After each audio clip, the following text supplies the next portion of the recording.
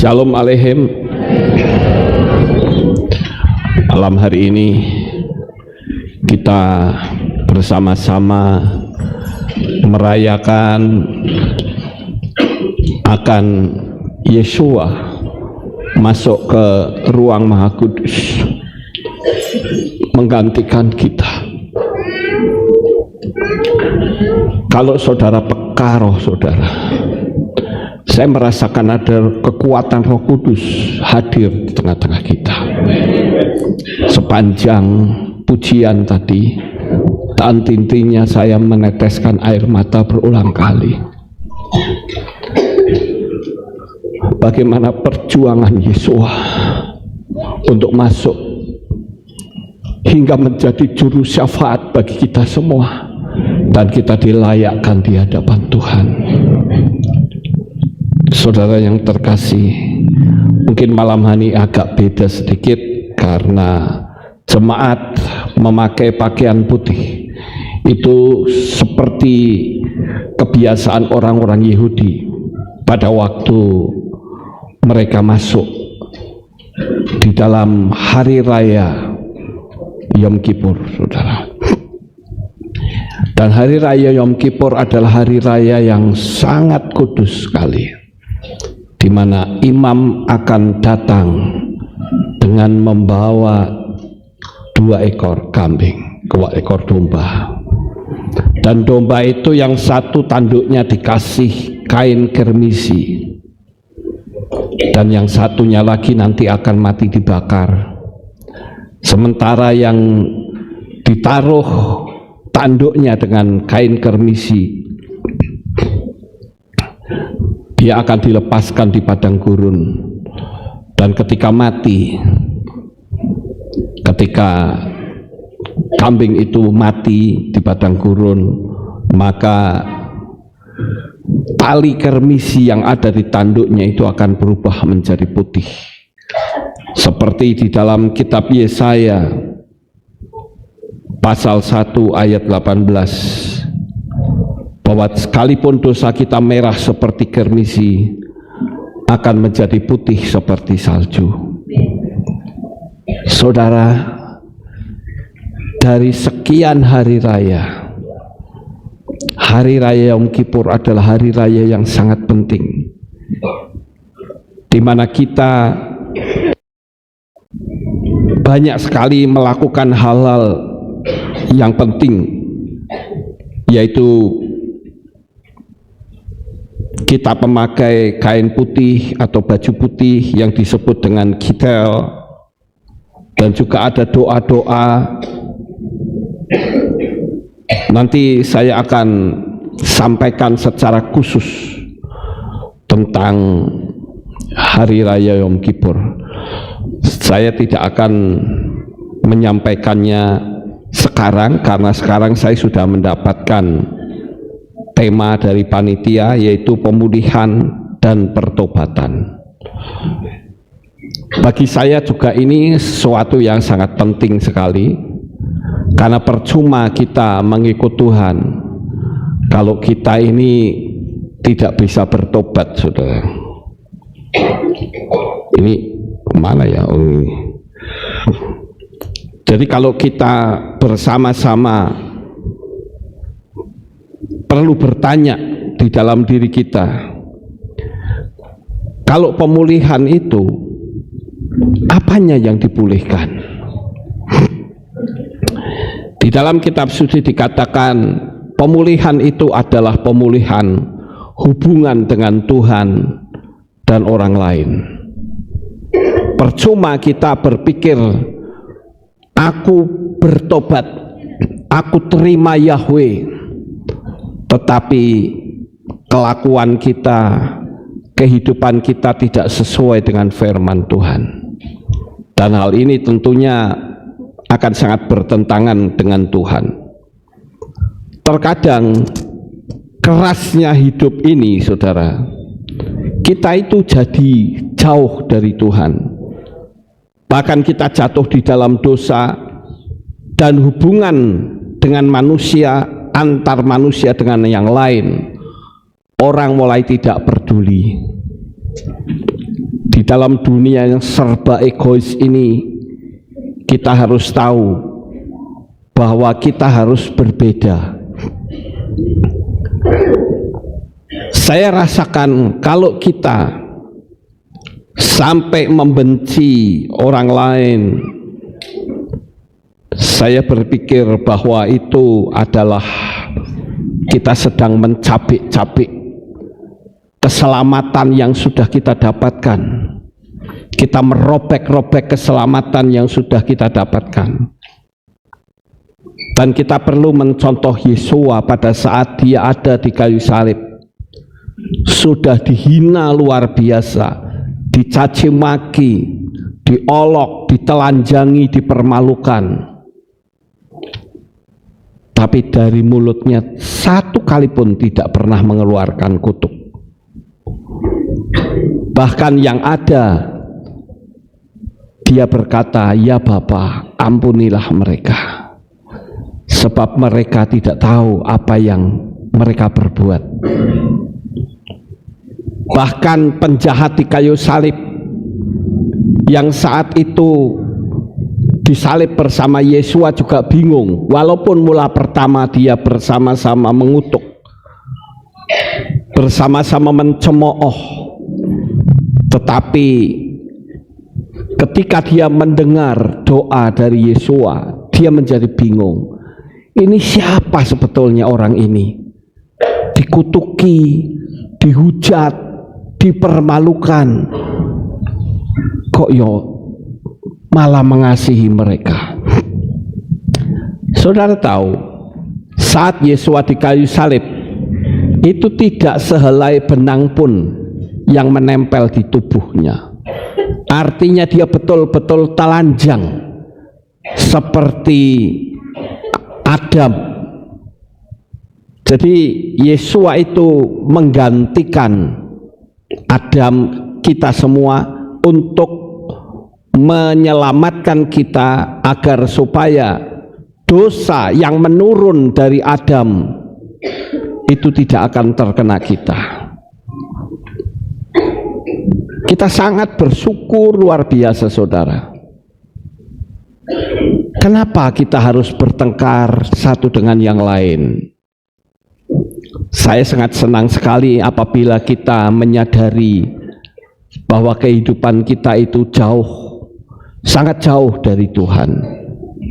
Kalau kita mau jujur, sebetulnya banyak di antara kita yang belum berkenan. Makanya melalui tema pemulihan dan pertobatan ini, saya berharap saudara bisa mempraktekannya. Apalagi sebentar lagi saudara menulis tentang dosa-dosa yang secara profetik akan kita bakar, yang seharusnya diri kita yang terbakar. Tetapi dosa-dosa kitalah yang dimusnahkan. Tidak tahu saudara sudah menulis atau belum? Saya mau tanya, saudara sudah menulis atau belum? Sudah, bagus sekali.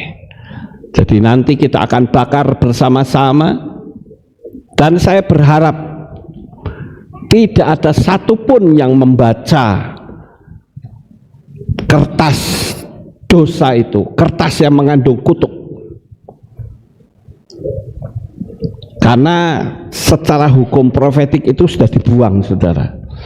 Kalau dibaca itu masuk ke alam bawah sadar dan mengotori kita lagi. Jadi kalau nanti saudara membuang, saudara buang dengan rasa benci dengan dosa itu. Dan kita disucikan kembali oleh darah Yesua HaMasiah. Makanya seperti orang Yahudi, dia pakai pakaian putih, itu melunturkan semua dosa-dosa yang kita miliki.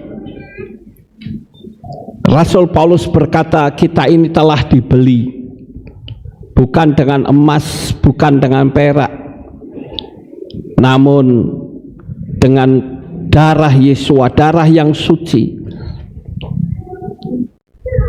Luar biasa sekali saudara. Sekarang kita belajar untuk kita saling peduli satu dengan yang lain, saling tegur sapa. Jangan sampai kita malah mengotori darah Yesus kembali. Darah itu terlalu suci saudara. Kalau saudaramu peka, saya tadi juga merasakan sepanjang pujian saya tidak bisa nyanyi saudara, hanya menangis belaka. Saya merasakan hadirat Tuhan yang luar biasa. Saya katakan kepada diri saya, Tuhan, Engkau mau membelakan aku, Engkau mengasihi aku Tuhan. Saya merasakan saya adalah manusia yang dibuang dan Tuhan sudah selamatkan kita. Jadi apa yang perlu dipulihkan? Hubungan kita dengan Tuhan. Yang dulunya malas baca kitab suci, ayo kita baca kitab suci. Yang tadinya malas berdoa, ayo berdoa. Hari ini atau besok yang puasa? Hari ini puasa, besok kita buka puasa bersama. Dan saya ingin supaya puasa kita itu betul-betul 25 jam saudara. Ya kalau nggak kuat ya nggak apa-apa, tapi usahakan ya, diusahakan. Yang berikutnya, apa yang dipulihkan sehingga kita mendapatkan pertobatan, yaitu pertumbuhan iman yang tak tergoyahkan. Tidak tergoyahkan dari angin-angin pengajaran yang datang dari luar kitab suci. Kita harus waspada. Kita berada di hari-hari terakhir. Saya tiap hari mengasihi saudara melalui doa. Jangan sampai saudara mundur, termasuk saudara yang mengikuti streaming. Saya juga mendoakannya. Di hari-hari terakhir ini, ayo kita lebih dekat kepada Tuhan. Apalagi kalau kita sudah nonton YouTube, nonton pengajaran-pengajaran yang lain, itu bisa merusak kita saudara. Ada orang yang WA saya mengalami kesulitan di dalam kehidupan mereka. Saya bilang, kamu sudah nonton video saya yang judulnya ini? Belum Pak. Lah kalau belum itu yang ditonton apa? Katanya yang ditonton film horor. Lah apa faedahnya? Apa manfaatnya saudara? Kalau cuma nonton film horor. Nanti kalau sudah tidur ketakutan. Padahal kita diberi kuasa oleh Tuhan. Lalu buat apa nonton begituan saudara? Saya bilang cobalah, di video saya banyak sekali pengajaran. Karena saya berbicara tentang pikiran adalah doa. Saya juga berbicara bagaimana mengusir kuasa kegelapan. Saya juga memberi pengajaran bagaimana menjalani hidup ini. Bagaimana kita bisa disukai orang. Yesua yang baik saja masih dibenci saudara. Masih juga ada orang yang benci. Makanya saya mengatakan waspadalah. Karena banyak sekali pengajaran-pengajaran sesat yang datang dari luar. Saya ingin saudara betul-betul merasakan bagaimana di akhir zaman ini Tuhan ingin supaya kita lebih hari lebih dekat. Kalau kemarin ribut-ribut ada katanya kedatangan Tuhan tanggal 23, ternyata Yesua belum datang. Pakailah kesempatan untuk kita bertobat. Pakailah kesempatan untuk kita memperbaiki diri. Pakailah kesempatan selagi waktu masih ada saudara. Karena cepat atau lambat, suka tidak suka, mau tidak mau, waktu akan berakhir dan kita akan memasuki yang namanya the Great Tribulation. Dan itu sesuatu yang tidak nyaman kalau kita sudah bicara the Great Tribulation. Ya jangan sampai kita tertinggal di sana. Pengajaran sesat itu tidak terang-terangan mengatakan, oh ini begini jumlahnya itu kira-kira seperti 1:10. Enggak. Pengajaran sesat itu mesti dekat, kira-kira seperti 10-11 lah, kira-kira dekatnya seperti itu, saudara. Kita hati-hati, saudara, jangan sampai kita malah jauh dari Tuhan. Kemudian yang selanjutnya, saudara, pertobatan apalagi yang harus kita lakukan? Yaitu pertobatan mulut. Kita seringkali gampang marah, bangun tidur pun marah. Tapi di sini nggak ada ya, saudara? Ada nggak di sini? Ada. Ya bertobat kalau ada, saudara. Lalu pertanyaan saya, kalau saudara marah terus mau apa? Ayo, di mana-mana saya melihat kemarahan itu mudah sekali tersulut. Makanya orang nyebutnya sumbu pendek. Itu kalau petasan ada sumbu pendek kan, disumpet sendiri mak jeder cepet, saudara. Lain kalau sumbunya panjang, dinyalain juga masih lama, dia tidak meledak. Ayolah kita belajar, saudara. Untuk apa marah? Lebih baik kita berbicara hal-hal yang bisa menyenangkan hati orang lain, yang bisa membuat hati itu sejahtera. Untuk apa marah? Seringkali mengutuk. Padahal kutukan itu, kalau orang yang ngerti bisa membentengi diri, kutukan itu akan mengena dia sendiri. Sangat memprihatinkan, saudara. Kemarin saya mendapatkan WA dari seseorang, maaf saya tidak sebutkan namanya.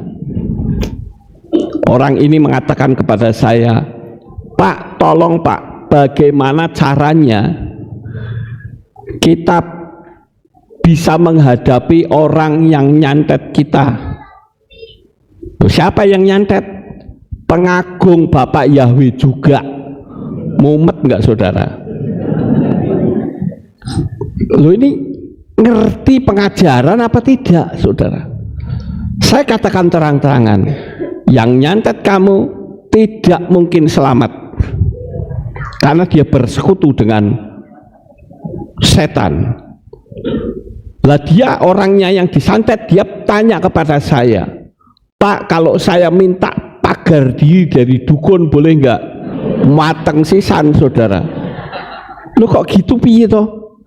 Yang sana tidak berkenan, yang sini mau tidak berkenan lagi. Piye? Saya bilang, kamu sudah mau ke dukun? Ya makanya saya tanya Pak Lukas dulu, katanya. Kira-kira jawaban saya boleh enggak? Enggak mungkin boleh. Saya tidak mungkin mengatakan, wes maring dukun we pateni sisan. Enggak mungkin seperti itu, saudara.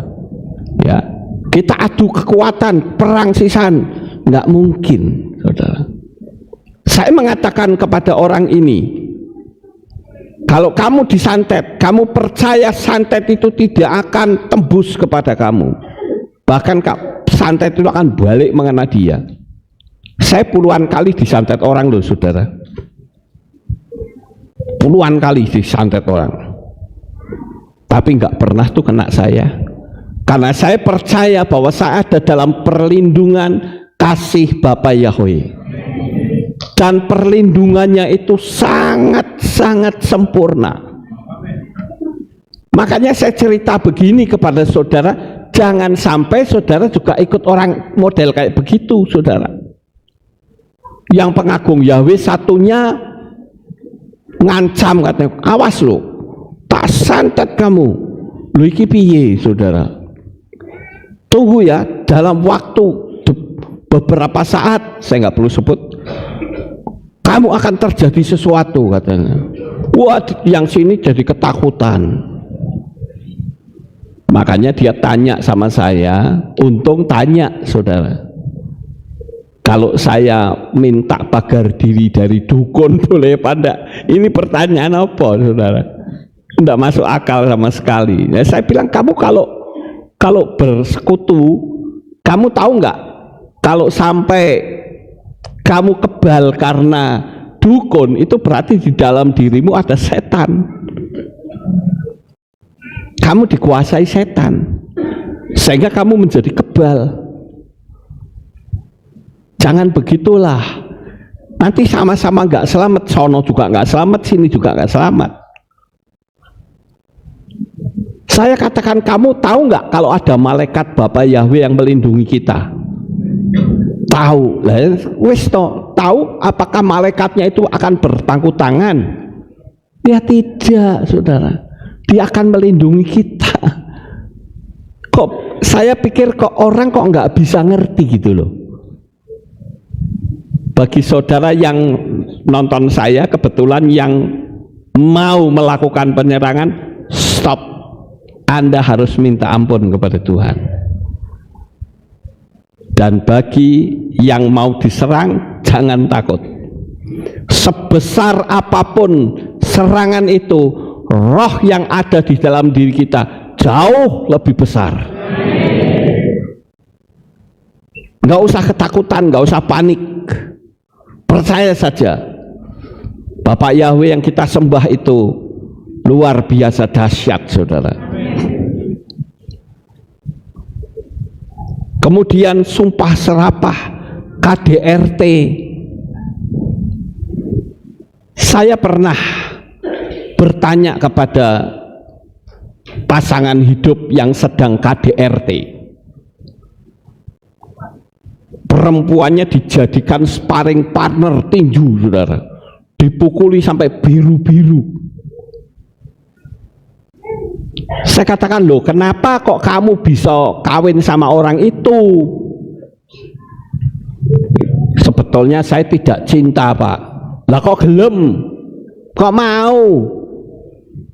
Ya karena ada waktu ikut persekutuan ada pendeta yang nubuatin saya, kamu pasti dapatnya itu.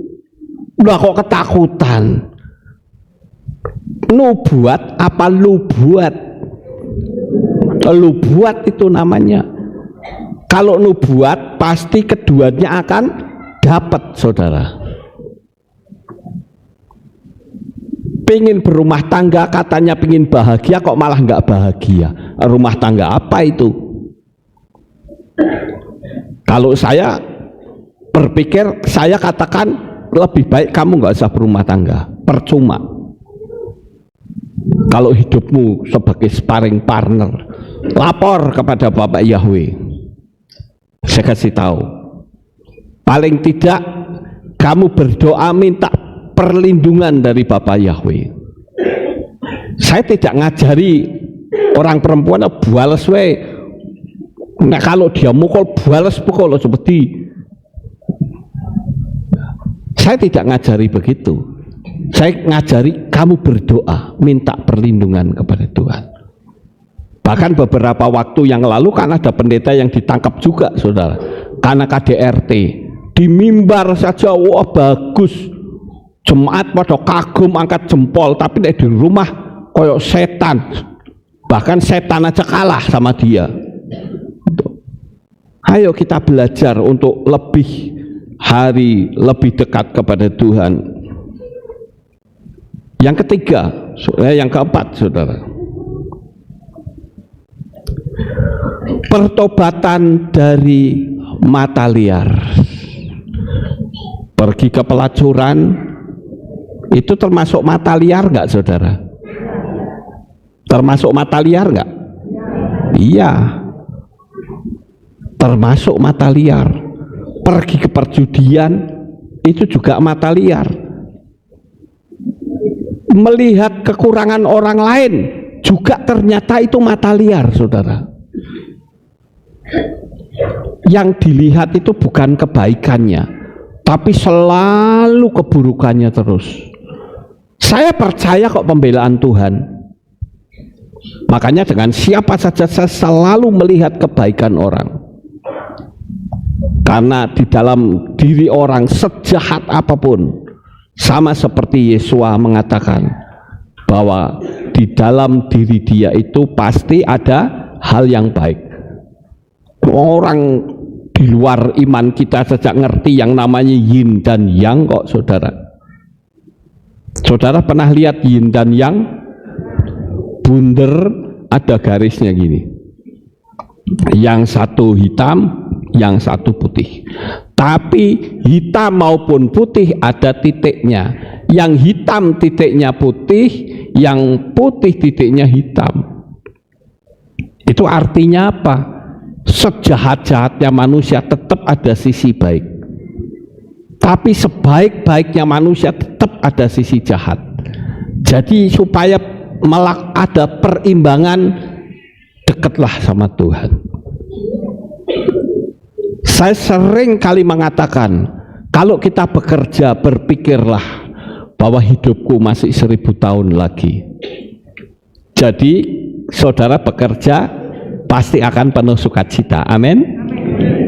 Tapi kalau macam kayak gini, kumpul kayak gini, berpikirlah hari ini adalah hari yang terakhir.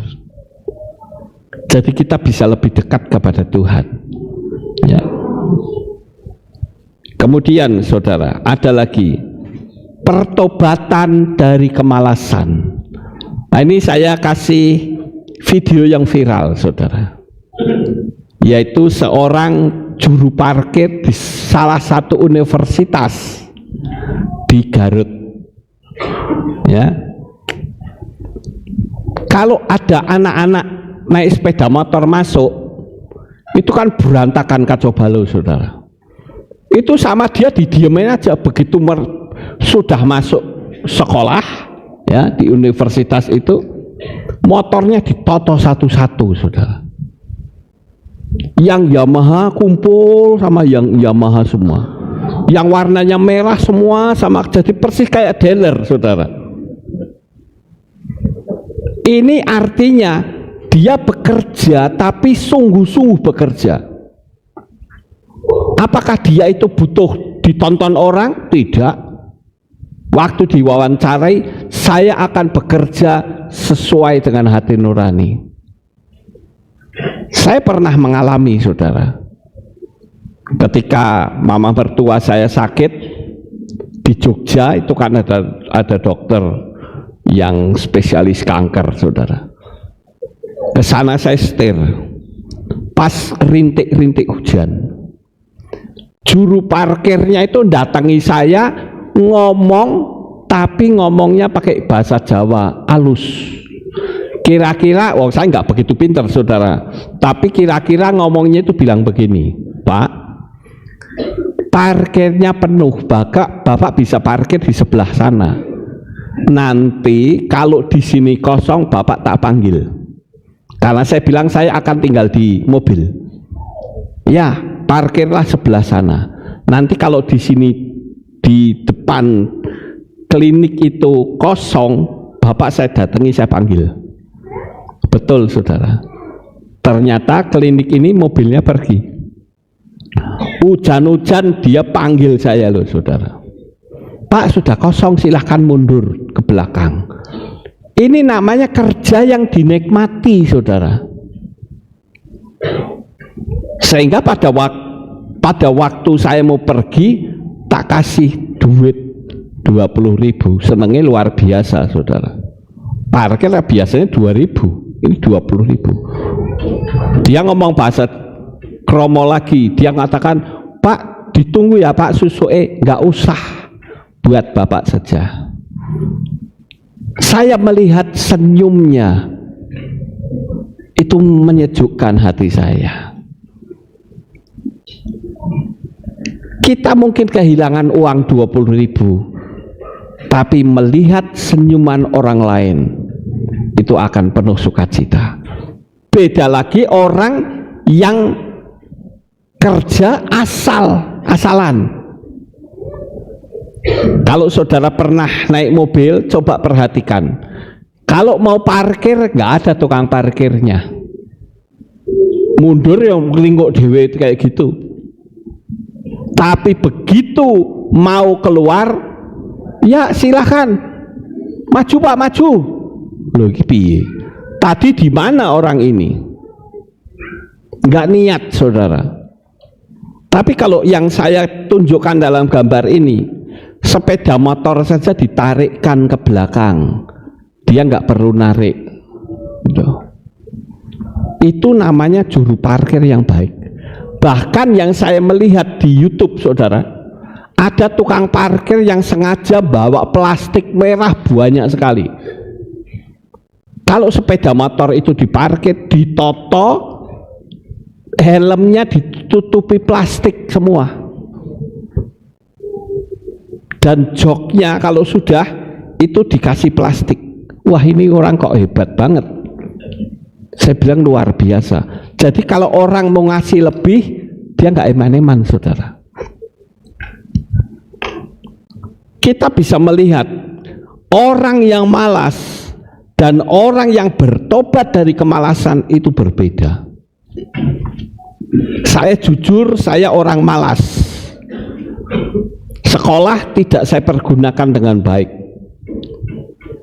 Saya masuk ke kantin, beli nasi telur, saya makan di dalam sekolah, di dalam kelas, padahal masih ada pelajaran. Enggak baik, saudara. Makanya saya tidak berhasil. Enggak sampai saya itu punya titel. Makanya saya begitu menjadi gembala, saya tebus waktu yang ada. Waktu yang saya sia-siakan, itu saya tebus, saudara. Ayo sekarang, berapa banyak di antara saudara yang sebetulnya menyia-nyiakan waktu yang ada, yang seharusnya kita sungguh-sungguh tapi nggak sungguh-sungguh. Kita lihat lagi pertobatan dari pelit atau medit, saudara. Kalau di Magelang itu namanya apa ya? Cetil, ya. Itu kita harus bertobat, saudara. Jadi murah hati, bukan cuman bicara uang. Pelit di situ bisa juga bicara waktu, bisa juga membagikan kepandaian atau talenta. Ini pemulihan, ini pertobatan, saudara. Sama seperti yang digambarkan Yesua tentang orang Samaria yang baik hati. Orang Samaria itu sering dihina, sering dilecehkan, nggak dianggap, tapi oleh Yesua dijadikan tokoh utama setiap ilustrasi-ilustrasinya. Ini penting, saudara. Saya katakan, kalau kita punya kepandaian, kita bagikan orang eman-eman. Siapa tahu nanti orang itu menjadi saingan saya. Kita percaya perlindungan Tuhan enggak? Saya ingat waktu istri saya masih tinggal di Comal, dia membagikan kepandaiannya bikin bolu kukus, kemudian dikasihkan sama mamahnya Andre. Nenek bikin bolu kukus begini caranya, diajari sampai bisa, sampai buat usaha, saudara. Apakah istri saya rugi karena membagikan? Tidak sama sekali, malah bisa punya kepandaian-kepandaian lain. Nah, ini wujud dari pertobatan dari pelit, ya. Tapi memang dia senang bikin makanan. Jadi juga berbicara tentang waktunya pelit. Sekarang sudah tidak ada, ya, puji Bapak Yahweh. Kalau dulu ada, saudara. Kalau setiap mau kebaktian, mau firman baru dia datang. Datangnya pun tidak buru-buru, tapi sak penake dhewe. Kayak Janaka kelintingan, saudara, alon-alon. Nanti begitu pulang pengennya cepet-cepet, saudara. Nah ini ibadah macam apa kayak begini? Saya itu loh saudara, dari dulu setiap mau ibadah 1 jam di muka mesti saya sudah di belakang. Saya pertahankan sampai detik ini dan sampai selamanya. Karena saya menyadari kalau saya mau pergi Jakarta saja naik plane saya mesti tunggu berlama-lama. Kenapa tidak berani santai? Ayo, kok sama Tuhan kok santai? Saya tidak melihat siapa jemaat yang hadir, tapi saya melihat Tuhan yang saya tunggu. Saya duduk di belakang. Kalau filenya presentase panjang, saya pilih lagi, saya lihat-lihat apakah betul file saya itu tulisannya sudah betul. Kalau tidak betul, wah, saya masih punya kesempatan untuk lari perbaiki. Nah kalau saya ngepas hidupnya, saya ingat dulu waktu saya masih di organisasi lama, saudara, ada seorang pendeta setiap datang dia mesti telat, pakainya tas ecolak. Dulu tas ecolak itu kan mewah ya saudara, ngalami nggak tas ecolak? Kalau yang tua-tua seumur saya pasti tahu ya, tasnya hitam, kotak itu, wah kayaknya gagah kalau nggak tas ecolak saudara, telat terus mesti. Saya bilang ini gimana kedisiplinannya? Saya terus terang belajar disiplin itu dari bapak gembala saya yang namanya Om Gosin. Jam ibadah di sana jam 4 siang, tapi sebelum jam 4 mesti dia sudah datang. Sekalipun 2 orang yang ada di tempat duduk saudara, dia nggak peduli, dia bangun, mari saudara-saudara kita mulai kebaktian kita. Weh, luar biasa. Jemaat masih sedikit nggak ngetem saudara, itu saya kagum banget. Saya bilang kalau saya jadi pendeta saya harus lebih baik dari orang ini.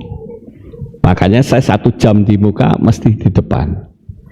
Nggak peduli itu ibadah sabat yang ibadahnya jam 5, mesti saya sudah di situ. Itu cara saya untuk paling tidak menyenangkan hati Tuhan. Kalau dulu waktu di organisasi lama, saya kalau ibadah sama papanya Andre. Papanya Andre bawa gitar, saya bawa lap, saya lapi mimbar, kursi-sorsi saya lapi. Ada yang suruh? Nggak ada, saudara. Saya berpikir, wah, saya kan sudah diselamatkan Tuhan. Mosok sudah diselamatkan Tuhan ngelapi meja kursi saja nggak bisa atau nggak mau ya. Saya mau melakukan itu. Yang ketujuh, pertobatan jadi kebencian, jadi penuh dengan pengampunan dan murah hati. Coba lihat anak kecil saudara. Yesus seringkali memakai anak kecil dijadikan ilustrasi. Anak kecil itu kalau berantem itu pasti gampang kumpul lagi, betul atau tidak? Betul, saudara. Makanya saya anjurkan kalau ada anak kecil berantem, orang tua tidak usah ikut campur. Kalau orang tua ikut campur, ribut, anaknya sudah peluk-pelukan. Jadi kita kecil, anaknya wis peluk-pelukan, kita masih berantem terus, saudara. Ya. Jadilah seperti anak kecil yang mudah mengampuni. Kemudian, jika pemulihan terjadi, akan cepat membawa perubahan di luar kita, karena aura kita itu cerah. Saya berani mengatakan, saudara, ini saya jujur berani mengatakan, sekalipun orang benci sama saya bisa dengan penuh sukacita peluk mereka, karena pikiran saya tidak mengarah kepada orang yang membenci saya, tapi saya anggap dia adalah rekan yang mana nanti akan saya tinggalkan. Saya tidak ingin kebencian itu tinggal di dalam hati, malah menimbulkan kanker, saudara. Karena di dalam diri itu kalau penuh kebencian akan tertekan sekali. Jadi kita sebagai orang yang percaya, kita harus lepas dari kebencian. Nanti ada cairan yang namanya, ya saya kok agak lupa, yang bisa merusak jantung, bisa merusak ginjal kalau dia keluar. Adrenalin, saudara. Buat apa kita membiarkan adrenalin kita keluar?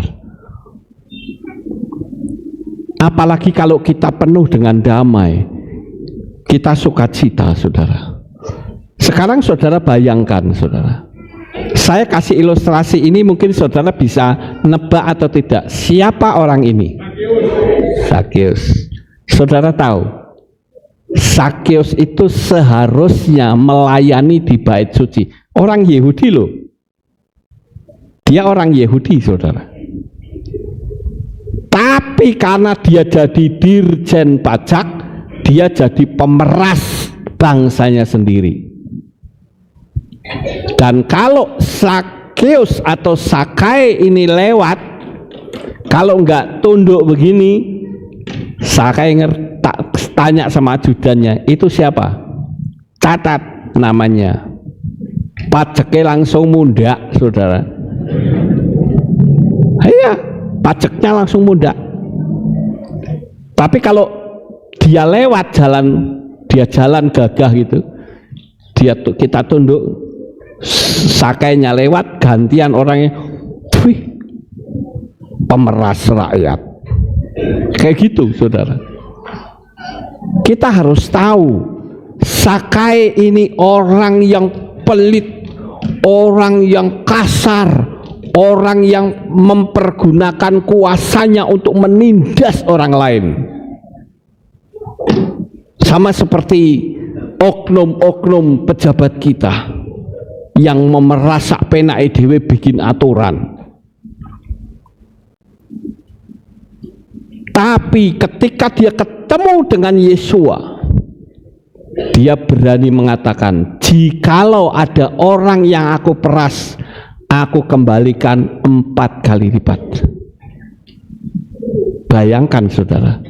Saudara bayangkan kalau ajudannya Sakai datang, pasti orang Yahudi akan mengatakan, wah, ini setan teko maneng iki. Ini setan ini akan meres lagi. Begitu dibuka, mau apa, Pak? Saya diperintahkan oleh Sakai. Nah, bener kan? Dalam hati orang itu bener, ini mesti memeres sih. Tapi ternyata Bapak dulu ditipu sama Sakai, ada berapa yang Bapak rugikan? Oh, saya 10 juta. Nah, Bapak saya kembalikan 40 juta. Oh, kaget kan orangnya, sudah, kok bisa Sakai bisa begitu murah hati? Karena dia sudah ketemu dengan Yesua. Saya nggak tahu, saya mau bacakan visi dan misi NWO. Saya pikir nggak usah sekarang, saudara, nanti next time. Nanti video kita di take down nanti ya, pas Yom Kippur lagi. Jadi nanti saja saya akan beritahukan, karena ada orang yang minta, Pak, saya dikasih penjelasan tentang visi dan misi NWO. Yes, nanti kapan-kapan. Oleh karena itu, saudara, waktu yang sudah tidak lama lagi. Bahkan Israel kalau saudara lihat sekarang sedang berusaha untuk membangun bait suci. Semua sudah tersedia, tidak ada yang tidak tersedia.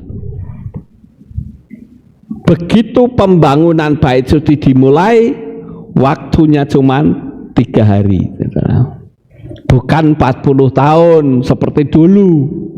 Kalau dulu kan bangun bait suci 40 tahun, saudara. Ini cukup 3 hari saja. Sumber dananya sudah ada, ya, ahli-ahli bangunannya juga sudah disiapkan, prosesi nanti bait suci juga sudah disiapkan, tinggal jreng selesai. Tapi kita tetap tunggu waktu Tuhan. Kalau waktu Tuhan berkata inilah saatnya, pasti pembangunan bait suci terjadi, saudara. Jadi mata kita bukan kita pergunakan untuk hal-hal yang membuat kita dosa, tapi mata kita lihat, kita kuduskan untuk hal-hal yang baik, yang membuat Tuhan itu senang dan kita pun menjadi siap, saudara. Nah, sekarang kita lanjut. Contoh pemulihan dan pertobatan. Yang pertama, setiap kita harus memiliki tujuan hidup. Walaupun Tuhan hampir datang, lalu jangan sampai kita berkata, wah Tuhan hampir datang, buat apa bangun kehilat gede-gede, buat apa bangun rumah, buat apa yang saudara bisa lakukan saja. Perkara Yesua datang, kita tinggal rapture, saudara. Jangan lalu, kan ada orang-orang tertentu, saya pernah dikasih tahu, Pak, apa kira-kira kita perlu tinggalkan semua, kita lari ke gunung, Pak? Ke gunung meh apa? Ke gunung, firman Tuhan kan bilang kita harus lari ke gunung. Bahkan itu yang ngomong pendeta, saudara. Nah, sekarang orangnya yang ngomong itu pergi ke gunung apa enggak? Wong masih streaming terus, dia suruh-suruh. Nah, kalau orangnya sudah pergi ke gunung, ya dianya lari toh ke gunung, memberi contoh. Kok masih streaming terus? Itu artinya kamu dibohongi. Ke gunung emangnya gampang, sedangkan kemarin kemah saja yang wes enak, tinggal makan, tinggal minum saja keberatan, saudara. Ya kalau memang tidak ada uang itu masuk akal. Tapi ada yang wah males orang biasa, enak turun nang omah. Ya memang justru kita kesempatan tidur di camping itu kita bisa bersehati kok, bisa dekat satu dengan yang lain. Ya, kita sebagai orang-orang percaya harus punya tujuan hidup. Baru itu yang namanya pemulihan dan pertobatan. Jangan loyo lemes, aduh aku tak menang wae wis, terserah dasarnya Yesuamu datang. Salah, saudara. Saya mengatakan kepada semua orang, bahkan termasuk yang ikut streaming, yang perlu saudara punya misi dan visi, lakukan saja. Perkara Yesus datang itu urusan nanti. Ya, seperti saya punya visi misi itu pembangunan kehilat. Terus visinya lagi adalah bikin kitab suci. Masih banyak visi saya sebetulnya. Perkara nanti Yesus datang itu urusan nanti. Yang penting visi itu harus terjadi. Saya juga ingin membuat sekolahan yang memberitakan nama Yahweh. Banyak kan sekolah teologi ya, tapi tidak memberitakan nama Yahweh. Saya akan cari orang-orang yang qualified untuk menjadi gurunya supaya paham. Ya. Terus yang kedua, banyak-banyaklah mengucap syukur di setiap kesempatan, karena bersyukur itu menarik energi. Sekarang jawab dengan jujur, kalau saudara naik mobil pernah bersyukur? pernah bagus sekali. Kadangkala orang tidak pernah bersyukur. Seharusnya saudara mau masuk mobil itu sudah, Tuhan terima kasih, kami bersyukur kami punya mobil. Saya loh saudara, kalau naik ke pastori saya bilang, Roh Kudus terima kasih Tuhan, ini dulu saya tidak bisa menginjakkan kaki di sini, sekarang ini sebagai pastori saya mengucap syukur saudara, karena mengucap syukur itulah yang disukai oleh Tuhan. Saya mengucap syukur Tuhan punya rumah sekalipun kecil, itu menarik hadirat Tuhan. Saya mengucap syukur Tuhan sekalipun uang saya sedikit. Jangan ngamuk setiap hari. Pakailah mengucap syukur supaya aura saudara baik, sehingga rezeki saudara bisa mengalir. Amin saudara. Yang ketiga, tidak gengsi bilang tolong dan terima kasih. Kalau saudara butuh pertolongan sama orang lain, ucapkanlah maaf tolong ya, dan bilang terima kasih kalau sudah. Kan sering saudara lihat ya, orang yang ngamen kuncung begitu dikasih ambil keluyur, nggak pernah mengucapkan terima kasih. Makanya saya bilang pantes miskin terus. Mana ucapan terima kasihnya? Ada lagi yang lebih kurang ajar, dikasih diliati duitnya terus dibuang. Bagaimana itu? Padahal ini kalau dilaporkan polisi tangkap saudara, buang uang ya. Jangan begitulah, sedikit atau banyak ucapkanlah syukur kepada Tuhan. Amin. Saudara sebagai angkutan kota ya, jadi sopir angkot, dapat uang sedikit, mengucap syukur, bilang sama istrinya, Ma, saya dapat sekian, saya mengucap syukur. Ayo kita mengucap syukur kepada Tuhan, itu lebih enak saudara, daripada ribut kacau balau nggak pernah mengucap syukur ya. Kemudian kita tidak bisa minta tolong kepada orang, kalau sudah minta tolong nggak pernah ngomong terima kasih, padahal pertolongan sekecil apapun itu tetap ada upahnya saudara. Bangkit dan belajar dari kegagalan. Saudara harus berani untuk belajar hal-hal yang baru. Saya katakan saudara umur berapapun belum terlambat. Selama saudara mau belajar, belajarlah. Karena apa? Dengan belajar kita punya kepandaian. Saya kasih tahu saudara, sekalipun saya sebagai gembala yang kerohanian, tetapi saya juga belajar hal yang lain. Daripada waktu luang saya pakai untuk belajar. Makanya tiap hari saya di kamar terus saya pelajari gitu. Sehingga kalau saya berbicara kepada orang yang bidang matematika saya bisa melayani, bidang psikologi saya bisa melayani. Belajar, pokoknya ada kesempatan belajar, sehingga saat kita berhadapan dengan impossible jadi possible. Jadi kita harus yakin bahwa tidak ada yang mustahil bagi Tuhan selama kita mempelajari. Ada orang yang cita-citanya tinggi tapi nggak mau belajar, lah bagaimana saudara? Itu repot kalau begitu caranya ya. Yang kelima, percaya diri. Aku sanggup melakukan segala sesuatu, segala perkara di dalam Dia. Ini ucapannya siapa saudara? Ingat ucapannya siapa? Paulus.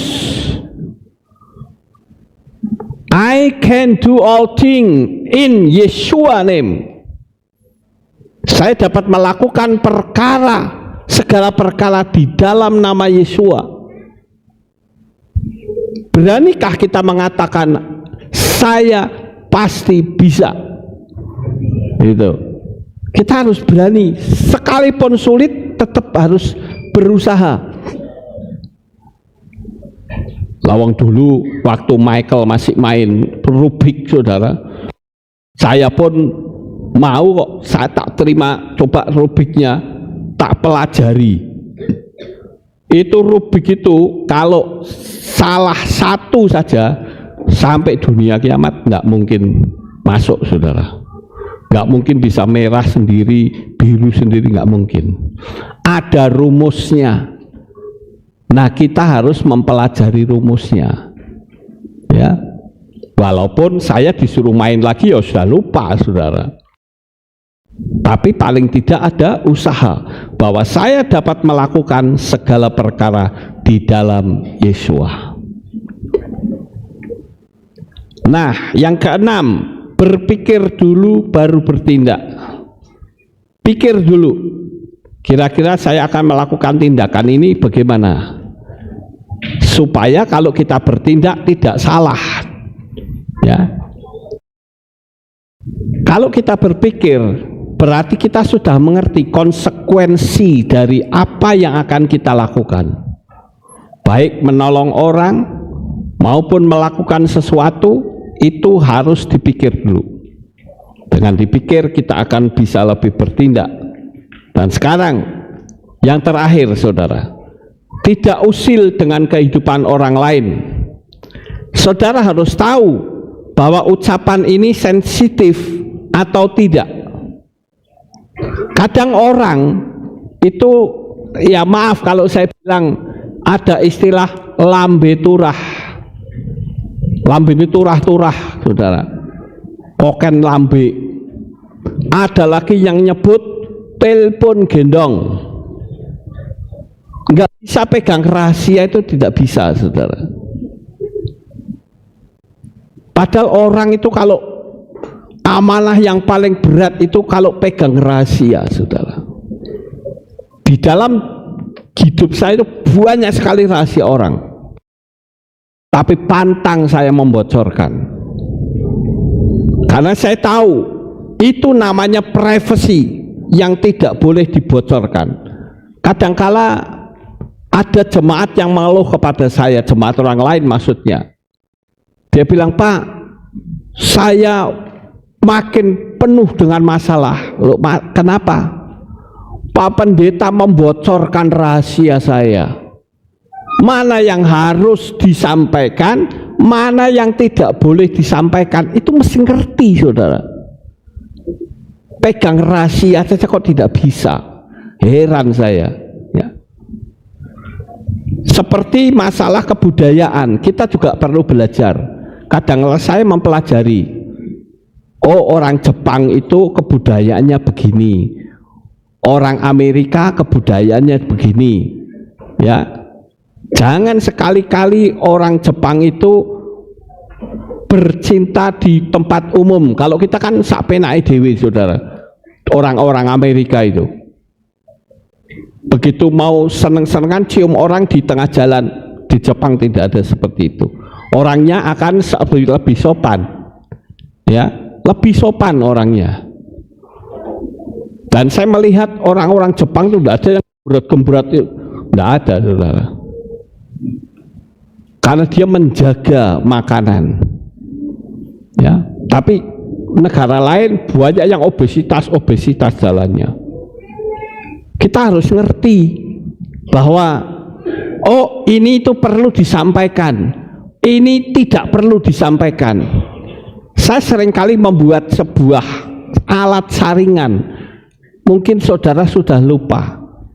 Kalau misalnya ada orang yang melakukan sesuatu, perlu ditanya, apakah ini sudah pasti? Apakah itu suatu pasti dan benar? Kalau pasti dan benar, kita tanya lagi, apakah sudah cukup waktu untuk kita ngomong? Yang ketiga, apakah itu bermanfaat untuk saya? Yang keempat, kalau saya ngomong, itu resikonya apa? Kalau resikonya orang itu jadi tidak karu-karuan, ya kita jangan ngomong, saudara. Jadi kita belajar untuk memegang privasi orang lain. Kenapa banyak orang yang bertengkar? Karena rahasianya dibongkar, diceritain sana sini. Nggak boleh begitu ya. Itu tidak ada manfaatnya kok buat kita yang mau cerita. Itu sama saja seperti laporan. Laporan ada orang begini, saya nggak tanya.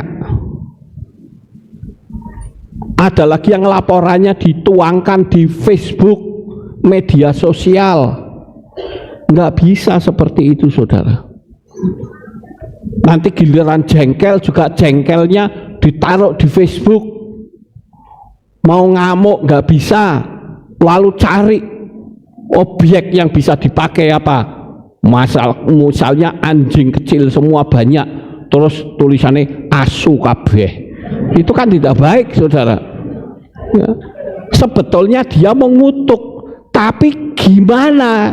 Tapi kalau ada alasannya anjing kecil-kecil banyak kan ngomongnya gampang, asu kabeh, padahal dia sedang mau mengutuk orang. Paham, saudara? Nggak usah seperti itu ya. Kita belajar untuk mendekatkan diri kepada Tuhan supaya Tuhan itu senang. Amin. Dan sukses besar untuk saudara. Bapak Yahweh memberkati. Haleluya. Kita tunduk kepala, kita berdoa. Terima kasih Bapak, selesai sudah kami memberitakan firman-Mu, yaitu tentang pemulihan dan pertobatan. Saya ingin supaya kita menjadi semakin lebih baik menjelang kedatangan Tuhan yang kedua, sehingga mental kami terbentuk, sehingga betul-betul kehidupan kami menjadi berkenan di hadapan-Mu. Di dalam nama Adonai Yeshua HaMashiach kami berdoa. Amin. Ya, bagaimana ini lanjutannya?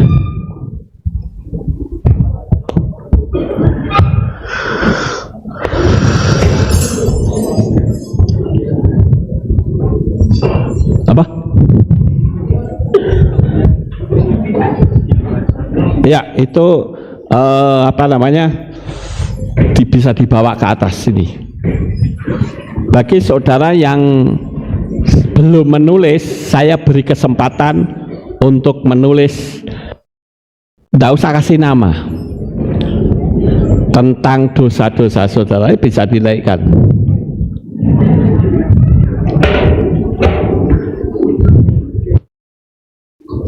Oh, ini kok sudah banyak, rupa-rupanya banyak yang tadi udah naruh ya. Yang belum naruh silahkan ditaruh, saudara.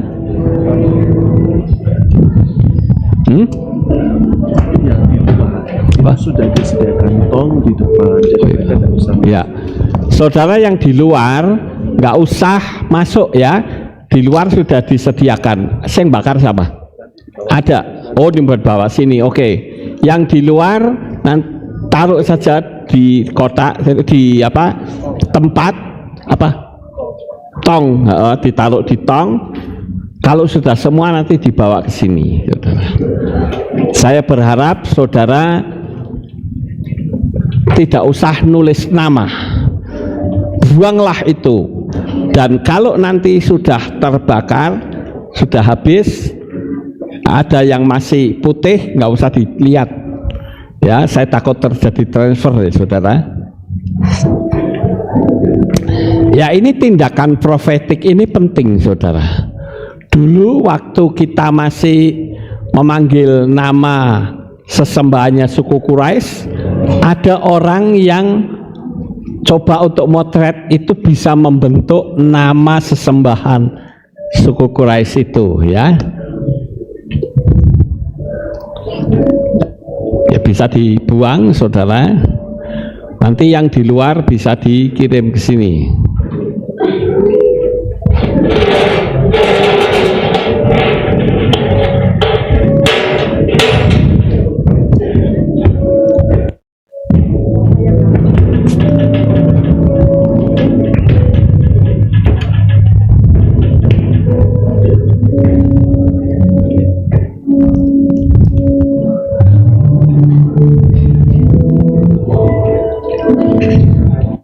Kalau sudah, kita akan doakan. Oh belum, oke. Ya saya tunggu. Dan buat masuk dulu Pak. Apa? Di luar. Iya iya. Yang di luar saya tunggu supaya bisa kumpul semua, nanti dibawa masuk. Saya tunggu.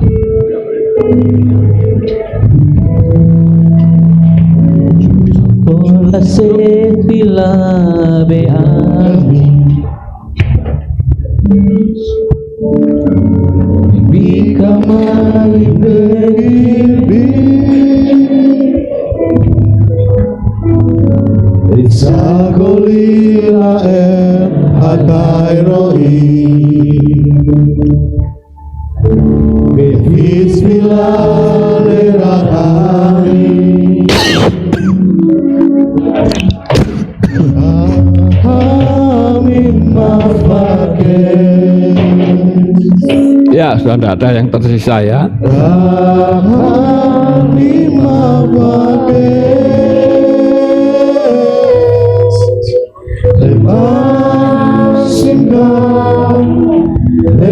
Naik.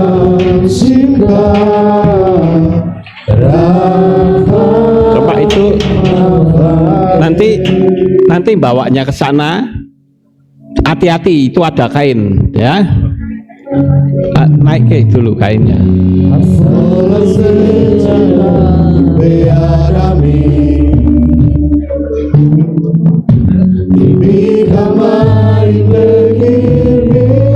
Nah, ada yang megangi. Ini bisa ditengahkan sedikit, yang di pinggir ini digilikin.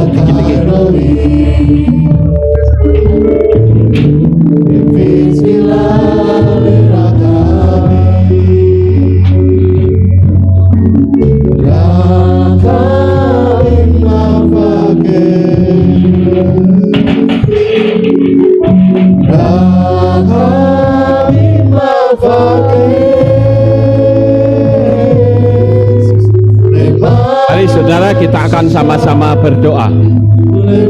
Bapak Yahweh, kami berdoa untuk semua kertas-kertas yang berisi tentang dosa-dosa jemaat-Mu Tuhan. Ibarat seperti kami membuang dosa kami, biarlah tindakan profetik ini akan menyenangkan hati-Mu. Dan kami akan memperbaharui hati kami, memperbaharui sikap kami, supaya berkenan kepada Tuhan. Terima kasih Bapak Yahweh.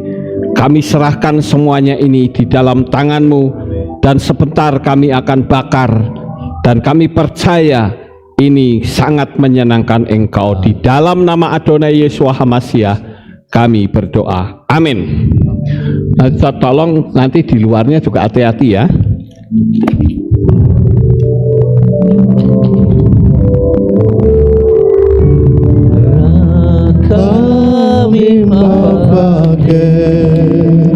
Dalam nama Adonai Yeshua HaMashiach. Awas, turun.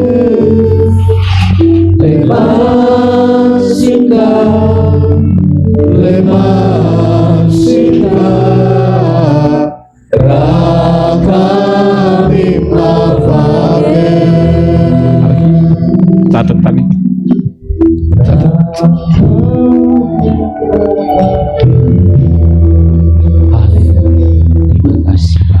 Oke, sekarang kita akan mendengar pengumuman. Shalom, berjumpa kembali dalam Aleph Tau Update News. Berikut pengumuman untuk minggu ini. Mengundang seluruh jemaat dan pelayan Tuhan dari semua divisi untuk hadir dalam doa puasa dan buka puasa bersama pada hari Kamis 2 Oktober 2025 pukul 6 sore di Kehilat. Hari Raya Sukkot atau Pondok Daun diadakan pada hari Senin 6 Oktober 2025 pukul 6 sore dengan tema Dari Kemuliaan Sampai Kemuliaan. Mengundang kaum pria untuk hadir dalam ibadah Men's Club pada hari Selasa 7 Oktober 2025 pukul 6 sore di Kehilat. dalam rangka memeriahkan Hari Raya Sukot 5786 akan diadakan kegiatan jalan pagi bersama Bapak Gembala Lukas Sutrisno pada hari Sabtu 11 Oktober 2025 pukul 6 pagi setelah ibadah Sabat. Kegiatan ini terbuka untuk semua jemaat Kehilat Alef Tau Magelang. Bagi Bapak Ibu Saudara yang ikut serta dalam kegiatan ini, harap menggunakan dress code berwarna putih. Halo adik-adik hebat, mari datang dalam Sukot Anak yang akan diadakan pada hari Minggu 12 Oktober 2025 pukul 9 pagi dengan tema Yahweh Tempat Perlindunganku. Mari bersama-sama memuji Bapa Yahweh dengan penuh semangat dalam sukacita Sukot. Perayaan Semini Atseret diadakan pada hari Senin 13 Oktober 2025 pukul 6 sore dengan tema Dari Kemuliaan Sampai Kemuliaan. Perayaan Simchat Torah dilaksanakan pada hari Selasa 14 Oktober 2025 pukul 6 sore dengan tema Torah Yahweh, Pelita bagi Orang Percaya. Ibadah Rabu digabung Selasa. Demikian pengumuman minggu ini. Sampai jumpa di Alef Tau update news selanjutnya. Bapa Yahweh memberkati. Amin. Itulah pengumumannya saudara. Jangan lupa saya ingatkan besok kita kumpul lagi untuk makan bersama. Ya. Mari kita akhiri kebaktian kita saudara, kita bangkit berdiri, kita tutup di dalam doa. Terima kasih Bapak Yahweh, selesai sudah ibadah kami dari awal, pertengahan sampai pada akhirnya. Sebentar lagi jemaat-Mu akan kembali pulang ke rumah mereka masing-masing. Kami mohon perlindungan-Mu Tuhan, supaya mereka sampai di rumah dengan selamat. Pertemukan kembali esok untuk kami bisa bersama-sama memuji dan meninggikan Engkau. Terima kasih Bapa Yahweh, kami serahkan semuanya ini di dalam tangan-Mu. Diberkatilah jemaat-Mu di tempat ini dan bahkan yang mengikuti streaming. Terpujilah Engkau Bapa, di dalam nama Adonai Yeshua HaMashiach kami sudah berdoa. Mari kita angkat tangan kita dan kita akan menerima berkat Kohanim. Haleluya. Yefare keka Yahweh wa yismereka.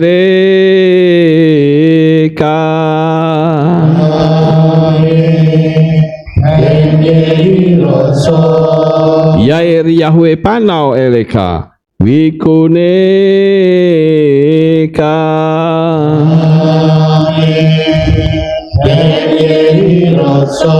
Yisa Yahweh panau eleka we Hashem lecha shalom.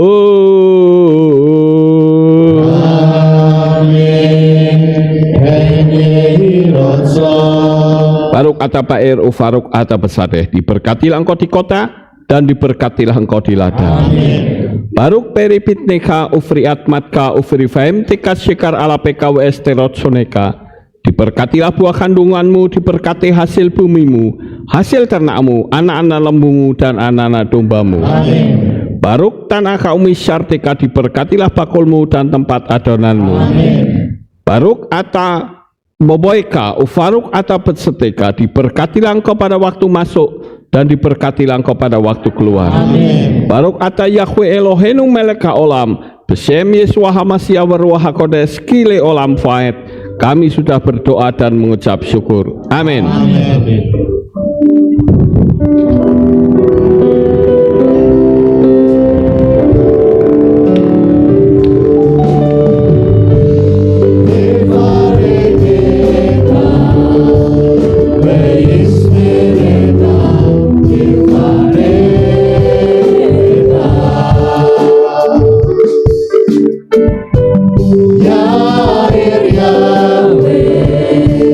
Panaleleka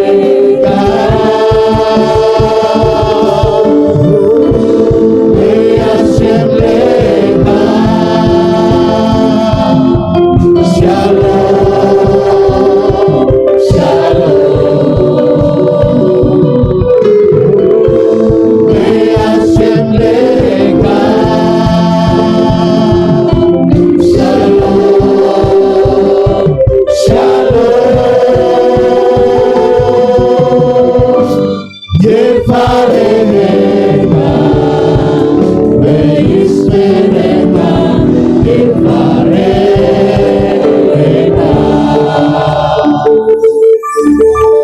Selamat pulang. Bapak Yahweh selalu memberkati kita semua. Berkati Pak Tova. Haleluya, terpujilah Bapa Yahweh yang Maha Kuasa. Terima kasih atas kehadiran Bapak Ibu Saudara sekalian dalam ibadah bersama kami di Kehilat Alef Tau Magelang. Doa saya Bapa Yahweh memberkati dengan kesehatan yang sempurna, damai sejahtera dan berkat materi yang semakin melimpah.